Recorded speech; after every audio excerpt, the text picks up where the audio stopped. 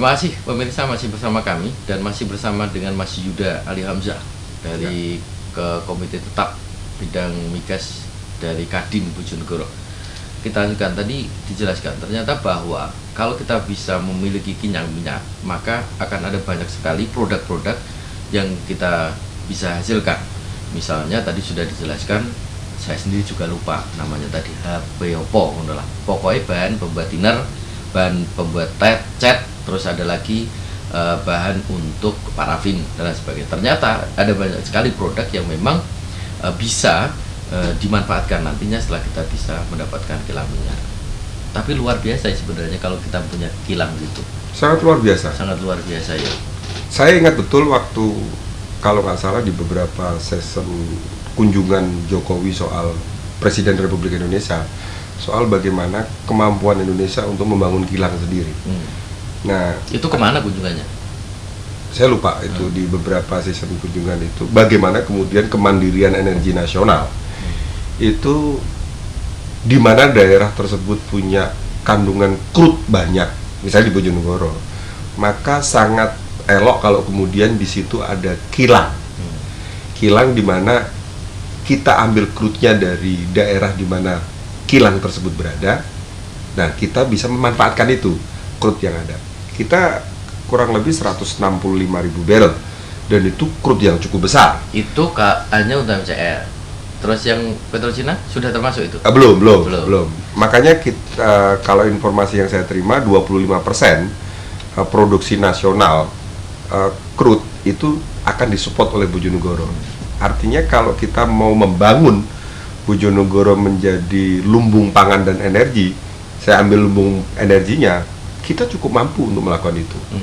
Nah, tinggal bagaimana kemudian semua stakeholder yang fokus di bidang energi ini memanfaatkan potensi yang ada itu menjadi potensi-potensi yang bisa membangun potensi yang lain.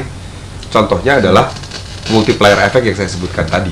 Jadi misalkan kalau ada produksi, ada kilang minyak, produk turunannya adalah thinner, misalkan, mungkin nggak misalkan dibangun pabrik thinner di sini? Ya, makanya saya bilang membangun kilang itu tidak hanya bicara soal bagaimana membangun kilang, tapi kita juga bagaimana membangun kawasan industri berbasis crude. Jadi desainnya adalah, mungkin ini salah satu usul Kadin, bahwa kita saatnya sudah bicara tentang tidak hanya sekedar membangun kilang secara ansih, tapi kita sudah bicara soal bagaimana membangun multiplier effect dari keberadaan kilang. Benar-benar membangun industri migas gitu. Industri migas dan turunannya. Jadi kita bayangkan nanti di daerah mana itu ada kawasan Yes. industri migas. Iya. Jadi pemerintah Kabupaten Bojonegoro dalam hal ini tinggal menyiapkan yang namanya kawasan industri. Saya yakinnya bahwa banyak investor yang akan masuk. Kenapa? Karena kita punya raw material yang jelas. Kita punya crude. Dan crude itu, saya bayangkan, saya berkecimpung juga di bidang hilir juga. Bagaimana kemudian yang namanya pembeli untuk beli SRG bahan HVGO aja rebutan. Kuota. Kita harus deposit dulu di kilang untuk mendapatkan kuota HVGO atau SRG. Melete to nek wis duwe kilang. Yes, itu yang saya maksud. Butuh piro ngose, Nah, duwe piro se. Yang bisa saya bayangkan bahwa kemudian ketika itu kemandirian ada di Bojonegoro, waduh, meletenya lebih gitu. Meletenya lebih. Iya. Melete dan melete kuadrat lah kira-kira begitu. Artinya ketika kita ngomong wis duwe lengo, Yeah. wis oleh akeh dan sebagainya. Betul. Terus bagaimana kita manfaatkan dengan membuat kilang minyak? Iya. Itu kayaknya hanya untuk orang-orang besar aja yang punya duit. Sekarang untuk manfaatnya untuk Bojonegoro apa, Mas? Yang bisa bangun pabrik itu orang kaya, Mas. Oh iya. Nah, Jadi terus. gini. Maka berpikirnya begini. Kalau misalnya keberadaan ada industri turunan daripada crude berbasis crude tadi, maka ada penyerapan tenaga kerja. Ada pajak yang diambil dari keberadaan industri di sini. Ketika pajak besar di sini, Penyerapan tenaga kerja. Terus yang kedua pajak.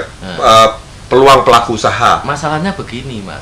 Ketika kita ngomong tenaga kerja misalnya, pengalaman menunjukkan bahwa ketika ada peluang untuk ke sana, itu terusannya ora iso wong Bojonegoro iki urusane lengo. Nah, begini. Seperti yang EMCL, Beda. Tripatra gitu. Makanya gini, saya bilang dari awal berbasisnya adalah ini milik Bojonegoro loh. Maka konsepsi berpikirnya jangan diartikan seperti Exxon. Beda. Karena kita itu krutnya yang mengelola BUMD, Pemkab sendiri, maka otomatis dong membangun perencanaannya juga orang masyarakat Bojonegoro. Toh ada kegiatan pertanyaannya begini Mas Yuda. Pertanyaannya adalah Tripatra, terus PT-PT yang lain yang kerjakan EPC misalkan atau MCL. Saya butuh tenaga kerja ini, Bro. Ngelamaran. Lulusan apa SMK, Pak? Lah, iso apa? Iki urusannya minyak wis iso. Ra iso. Lah yo ora iso yo coba kene-kene kan seperti itu jadinya nanti. Kalau berdasarkan pengalaman. Ngundang ngono pisan ngono lho, Mas. Bedanya adalah ownernya itu kalau kilangnya itu kilang yang akan dikelola oleh Pemkab dalam hal ini. Berarti kalau misalkan yang milik orang Bojonegoro ya berarti beda lah. Beda. wis Semangatnya beda. Ya wis lah kowe ra iso tak warai. Ya, seperti itu. dan kita juga akan menyiapkan kader-kader potensial di balik di SMK.